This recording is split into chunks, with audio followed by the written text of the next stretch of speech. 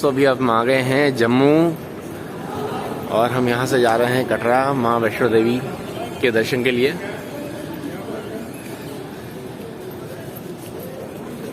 अभी ये जम्मू स्टेशन से बाहर निकल रहे हैं।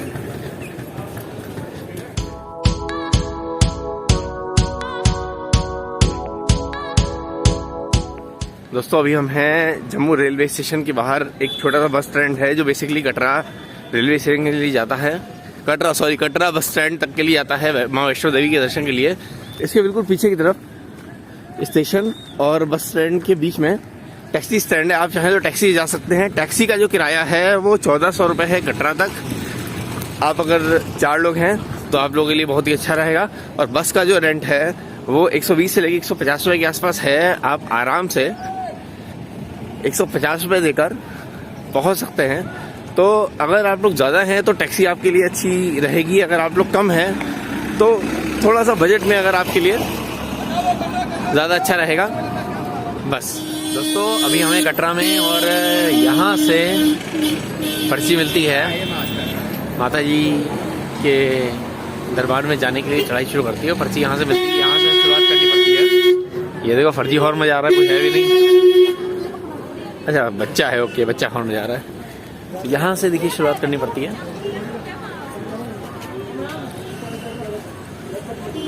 ओके ये पर्ची केवल बाणगंगा चौकी पार करने के लिए जारी होने के 6 घंटे तक ही वैध है। ओके तो जैसे पर्ची हम लोग की अभी जारी हुई है तो ये 6 घंटे तक ही वैध है। अब इसके पर्ची जारी होने के 6 घंटे के अंदर अंदर हमें बाणगंगा पहुंच जाना चाहिए।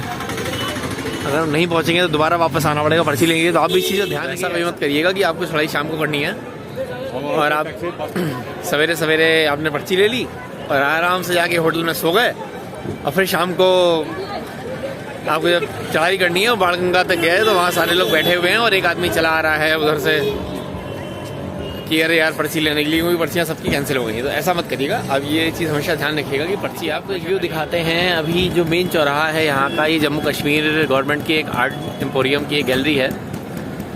ये देखिए ये यहाँ भी कपड़े बनते हैं। चारों तरफ ट्रेवल्स के लिए होटल्स और रेस्टोरेंट सब कुछ है। बस स्टैंड इस तरफ है, बस स्टैंड आपको लाएगा, यहीं पे पर्ची बनती है। टूरिस्ट रिसेप्शन सेंटर भी है यहाँ पे और वो सामने माता वैष्णो देवी का दरबार है, वहाँ से यात्रा है। उधर ही दरबार है, मतलब मैं ये नहीं कह सकता यही दरबार है, उधर ही दरबार है। तो यात्रा जब भी आपको शुरू करनी है तो आपको इधर ही मिलेगा। तो चलिए हम लोग कुछ और इन्फॉर्मेशन भी ले लेते हैं आपको देने की। दोस्तों जय माता दी। अभी हमने अपनी चढ़ाई शुरू कर दी है। टाइम हो रहा है, कितना हो रहा है? टाइम हो रहा है, देखिए रेनू देख के बता दी कितना टाइम हो रहा है। हाँ 7:30 के आसपास। क्या है रेट है घोड़ों का? ठीक है 1250 ले जाने को लाने का? नहीं एक साइड का। अच्छा अच्छा चलो ठीक है। तो देखिए दोस्तों घोड़े का भी रेट मिल गया। नीचे आना है ना, देखिए नीचे का घोड़े का भी रेट मिल गया। 1250 के आसपास घोड़े का रेट होता है। अगर कोई बुजुर्ग है तो एक घोड़े का 1250 है। और आप चाहें तो हिम्मत करके खुद भी जा सकते हैं। बहुत जा सकते हैं खुद ही। मैं तो जब पहले भी आया हूँ तो माता जी हिम्मत देंगी, सही बात है, रेनू ने बोला। तो पहले भी जब आया हूँ तो देखिए पीछे आपको भवन की लाइटें दिख रही हैं, रास्ते दिख रहे हैं और वो कहीं वहाँ पे भवन है। तो चलिए हम लोग शुरू करते हैं इस यात्रा को। और अगर हमें ऐसा कुछ लगेगा बीच में कि हमें ज़रूरत है घोड़े की तो हम बीच में घोड़े कर लेंगे। अभी फ़िलहाल हिम्मत है तो शुरुआत करें। जय माता दी दोस्तों। यहाँ से देखिए गेट की एंट्री की शुरुआत है और ऊपर भवन का रास्ता है और यही रास्ता जाता है नीचे से। और एक रास्ता नया रास्ता बना था वो इधर की पहाड़ी पे भी जाता था, अंधेरे में इतना क्लियर दिख नहीं रहा है। दूसरी बारी जब हम 2018 मई में आए थे तो उस समय वो रास्ता बन ही रहा था। फिर उसके 1-1.5 महीने बाद ही सुनने में आया था उस रास्ते का इनॉग्रेशन हुआ है। तो ये एक रास्ता है। और ये देखिए स्क्रीन में भी कुछ भक्ति का चल रहा है, आपको आवाज़ें भी आ रही होंगी। तो अब हम यहाँ से चलते हैं अंदर की तरफ।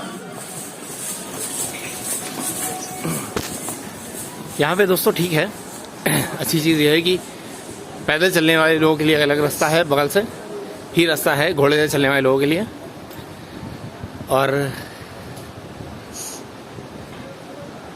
अगर आप घोड़े करते हैं बाहर गेट के, जो गेट था वहाँ बाहर करते हैं, वहाँ वो लोग 1250 वाली पर्ची बोल रहे थे, लेकिन जैसे आप गेट के अंदर आते हैं वो जय माता दी, जय माता दी, जय माता दी।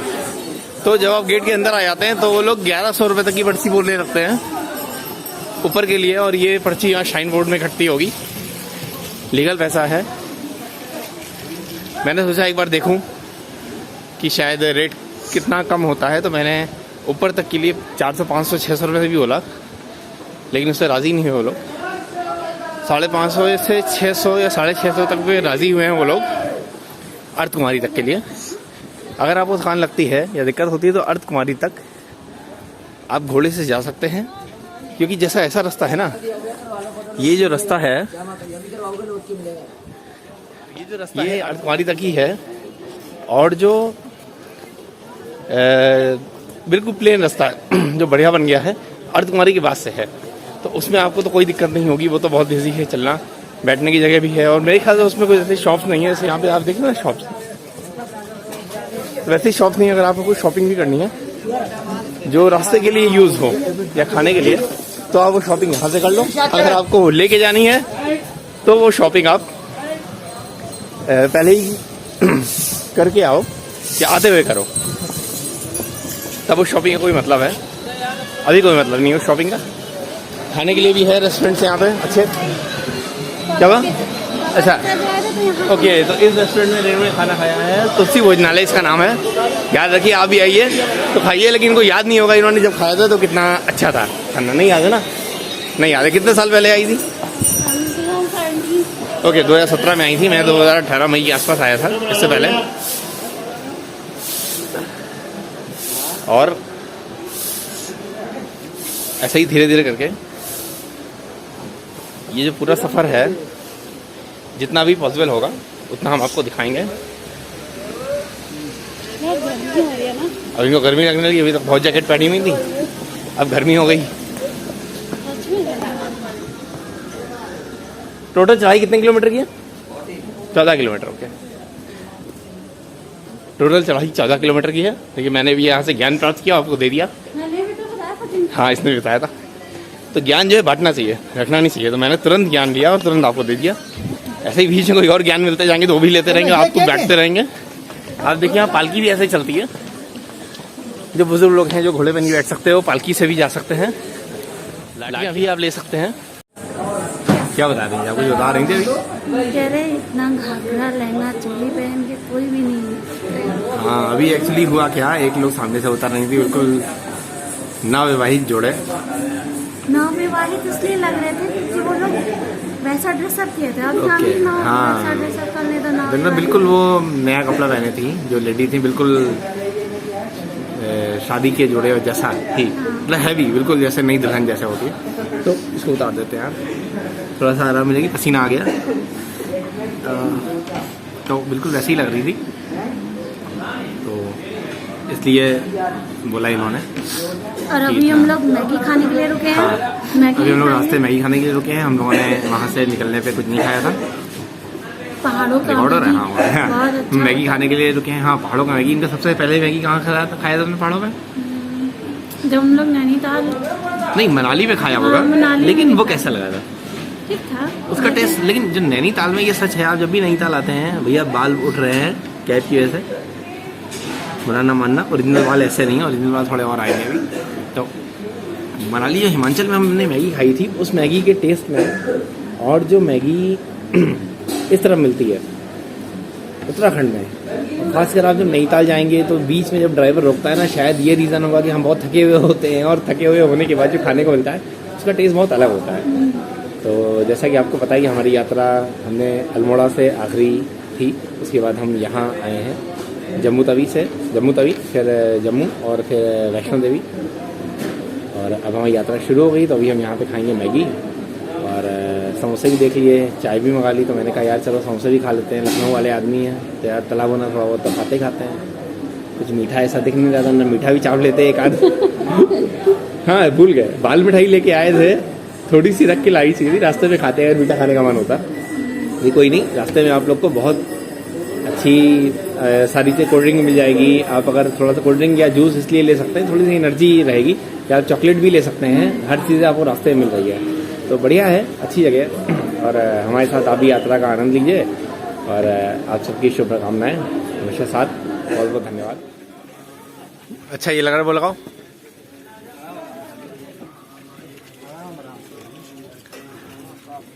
दोनों ही अच्छे लग रहे हैं, सेम रेट है दोनों। चलो लौटते हुए ले, अभी मतलब यार कोई मतलब नहीं है इसका।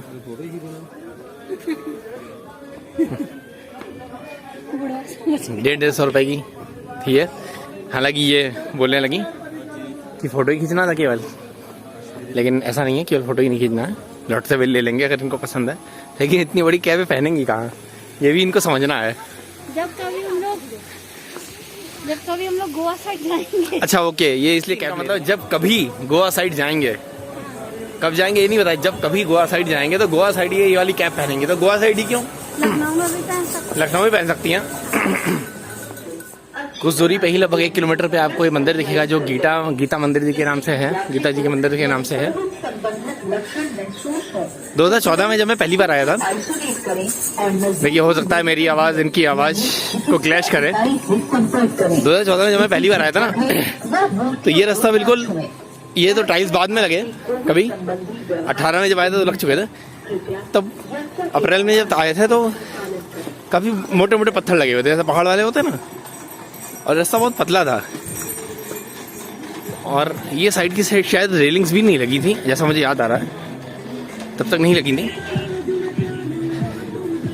तो जब ये लोग चलाते थे बगल में, तो घोड़े को आदत थी वो सबसे कोने में ही चलते हैं, बीच में नहीं चलते, कोने में चलते थे।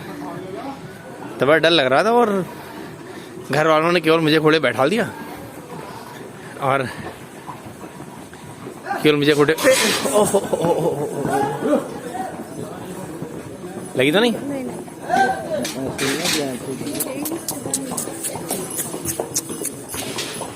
लगी नहीं घोड़े के भी, देखो लग गई होगी शायद, है ना। हाँ, पैर में उसके ही गिरा था। सहला दो यार, ऐसा नहीं जानवर है वो भी बेचारा। चलिए, खेद है। हाँ, तो मैं बता रहा था, तो घोड़े बिल्कुल साइड में चलते थे, घोड़े बिल्कुल साइड में चलते थे। ये देखिए नीचे भी घोड़े ही बंधे हुए हैं। शाम का समय है, दिख नहीं रहा है, दिन के समय क्लियरली दिखता। तो जो लोग हैं वो अपने घोड़ों को यहीं बांधते होंगे। ये उतरने का रास्ता है घोड़ों का। तो अब तो ये काफ़ी अच्छा हो गया है, अर्धकुमारी के बाद और भी अच्छा हो जाएगा। ये यहाँ पे माल्टे का जूस बहुत अच्छा मिलता है। हम लोग जब अल्मोड़ा में थे वहाँ तो हम लोग नॉर्मली ऐसे ही लेके माल्टा, ऊपर से नमक डाल के या कुछ मसाला टाइप का था, वैसा डाल के देते तो बहुत अच्छा लगता था।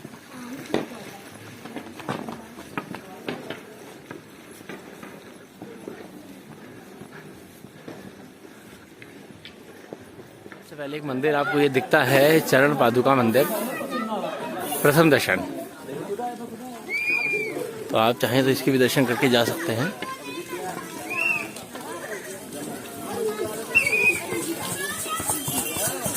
सामने से लोग घोड़े पे बैठकर आ रहे हैं। ठंड के टाइम की दिक्कत होती है कि पसीना अंदर से आ जाता है, फिर इंसान को समझ नहीं आता कपड़े कम पहने हैं या जैकेट को ओपन करे, और वही टाइम होता है ठंड लगने का।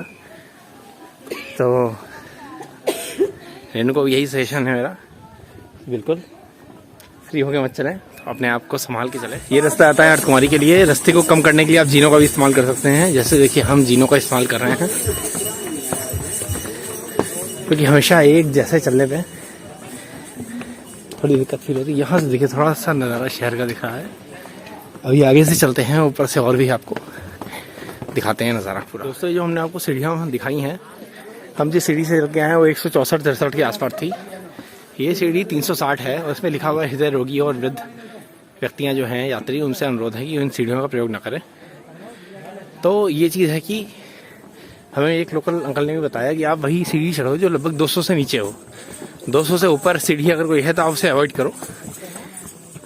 और हमें भी ऐसा फील हुआ ये ज़्यादा इजी है सीढ़ी के कंपैरिजन, तो आप भी इसका ही प्रयोग ज़्यादा करिए। ज़्यादा तो जो सीढ़ी हमने आपको दिखाई थी 360 वाली, वो लगभग यहाँ आके खुलती है और कुछ लिखा भी हुआ है यहाँ पे, पता नहीं, बोर्ड पे दिख नहीं रहा है, क्लियर नहीं है वो। और यहाँ आके वो खुलती है और आप लोग को जगह जगह वॉशरूम भी मिल जाएगा, यहाँ वॉशरूम भी है। और ये देखिए ऊपर से एक शहर का व्यू, कटरा शहर का। और अभी तक हम लगभग अर्धकुमारी पहुँचने से 3 किलोमीटर शायद बचा होगा, 3 किलोमीटर है।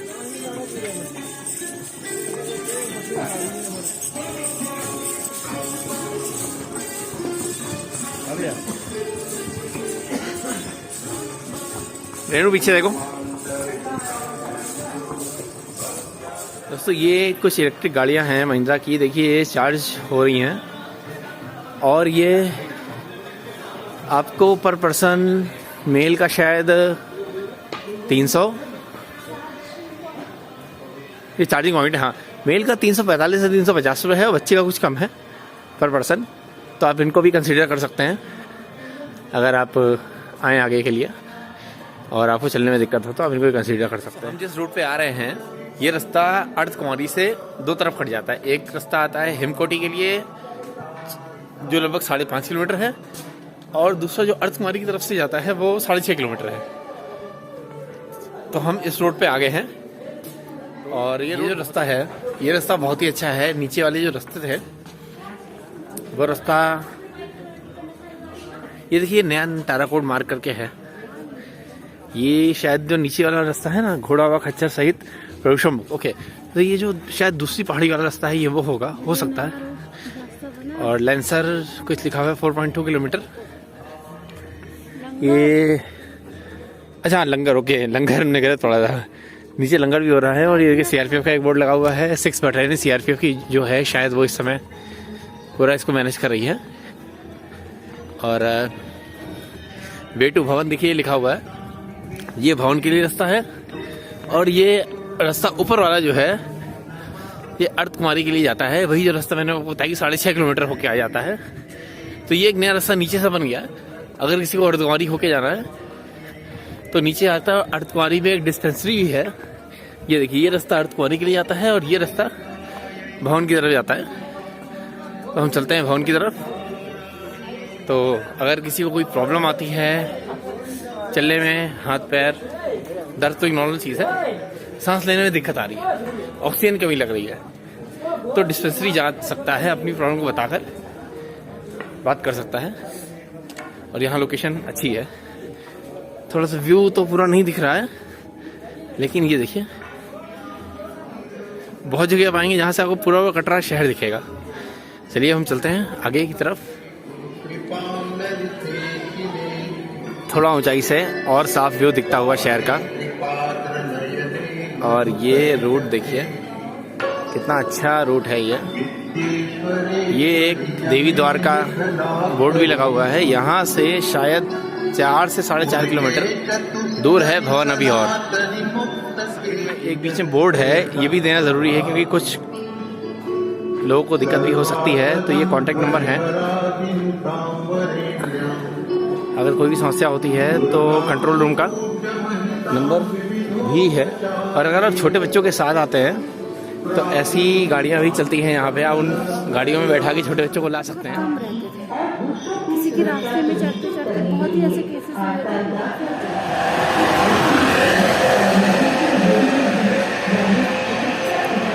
देखिए ऐसे ही जो गाड़ी गई है ना, ये गाड़ी आपको आराम से मिल जाएगी। बैठ है भैया, थकान हो जाती है तो ऐसे कई जगह आपको चेयर्स मिल जाएंगी, तो आप उसमें बैठ सकते हैं। रेस्टिंग चेयर, हाँ रेस्टिंग चेयर, ओके, इन्होंने नाम दिया उसको या शायद यही नाम हो रेस्टिंग चेयर। तो बैठ भी गए थोड़ी देर, आप भी कभी थक जाएगी तो बैठ जाइए। अगर आपको कुछ खाना है, शाइन बोर्ड की तरफ से है, तो ये कैश काउंटर है, यहाँ पे आप टोकन ले सकते हैं और फिर अंदर जाकर आप टोकन देकर अपनी जो भी चीज़ें ले सकते हैं। और रेट भी बहुत अच्छे हैं, बजट रेट है, इसलिए आप इसको लेकर खा सकते हैं और यात्रा को कंटिन्यू कर सकते हैं। दोस्तों ये चीज़ तो देश भर में ख़त्म हो गई है, लेकिन आपको जम्मू कश्मीर में ज़रूर मिलेगी, खासकर यहाँ कटरा में। यहाँ पे इसलिए क्योंकि इसलिए लोगों को फ़ोन करने की सुविधा मिले, क्योंकि नीचे से कहीं भी रीज़न इसलिए क्योंकि यहाँ पे सभी प्रीपेड फ़ोन बंद हो जाते हैं। तो अगर आप किसी और जगह से आ रहे हैं तो इसका ध्यान रखिए, अगर आपके पास पोस्टपेड नंबर है तो आप पोस्टपेड नंबर को यूज़ करिए। और आप जैसे ही स्टेशन से बाहर निकलेंगे बहुत सारे लोग आपको सिम देंगे। मेरे हिसाब से वो प्री एक्टिवेटेड सिम रहता होगा, उसमें आपकी आईडी नहीं लेंगे, वो सिम उनकी आईडी से एक्टिवेटेड रहता होगा। तो आपको मेरी सलाह ये है, ऐसे प्री एक्टिवेटेड सिम किसी अननोन इंसान से लेने से पहले 2 बार सोचना चाहिए। आपको ऐसा सिम लेने से बचना चाहिए, क्योंकि भैया ये जम्मू कश्मीर है, पता नहीं वो सिम किस फॉर्म में यूज़ किया गया हो, किस चीज़ के लिए यूज़ किया गया हो, इसलिए बहुत ही ज़्यादा सावधानी रखनी है। एक गलत कॉल, एक गलत सिम आपके कनेक्शन बहुत जगह तक गलत तरीके से जोड़ सकता है। इस चीज़ का ध्यान रखिएगा, ये मेरा एक सुझाव है। जैसा कि मैंने कुछ यहाँ के पुराने लोग या कुछ फौजी अधिकारी जम्मू कश्मीर में पोस्टेड रहे हैं उनके द्वारा सुना है, इसका आप बहुत ही अच्छे से ध्यान रखिए। उनकी कोई जैसी दिक्कत हो आती है, उसने कहा गाँव है 2 किलोमीटर पे मैं लेके चलता हूँ, तो उसने कहा अच्छा चलो भाई, वो थाला 2 किलोमीटर लेके चला गया। उनको आइडिया, पुलिस वाले से कुछ आइडिया था उन्हें, फिर उन्होंने कितना आया था, फिर 2 किलोमीटर, फिर जब ऐसे करते 8-10 किलोमीटर, जब पूछो 2 किलोमीटर तो ऐसे करे 20-25 किलोमीटर लेके चला गया। तो यहाँ कितना चले ये नहीं पता। और ये देखिए, ये है ट्रॉली, ये है ट्रॉली नीचे की तरफ जो ऊपर भैरव जी के लिए चलती है। वो देखिए ऊपर तक भैरव जी के दर्शन कर लीजिए आपको भवन के। ये देखिए भवन के दर्शन, बिल्कुल साफ साफ दर्शन हो रहे हैं भवन के। और अब यहाँ से हम आगे बढ़ते हैं, अपने सफ़र को आगे जारी करते हैं।